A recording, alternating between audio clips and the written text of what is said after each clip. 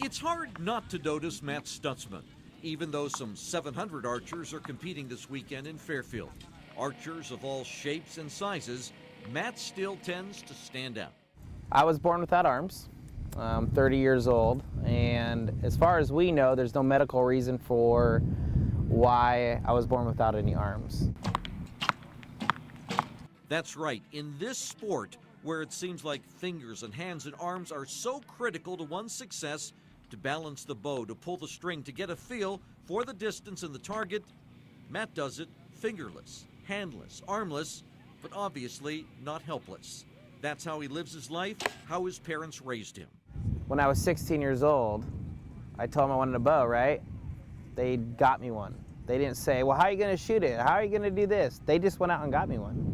And I think that says a lot about my parents and who they were as people, that they believed that I could do anything I put my mind to. Of course, determination is one thing. Execution is another thing.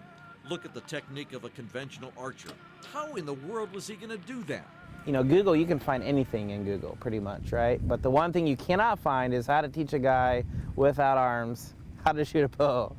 He studied in depth various skill sets, various ways of hunting in the wild, and he used those body parts that he's developed over the years. His feet and his toes have been his means of picking things up and pulling things back for all of his life. So he adapted to what he had and not what he didn't have. And look at the way he's able to cradle the bow and then draw back the string and then place it snugly just under his chin.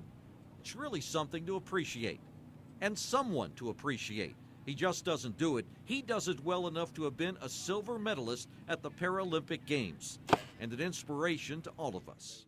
Shoot archery in a way that people can watch what I'm doing and either feel inspired or motivated and realize that life isn't that bad. It could be worse, but it's not. And I mean, it's sunny out. It might be a little breezy, but I mean, it's not raining or storming, right? And that's just what I hope people, when they look at me, kind of see from that.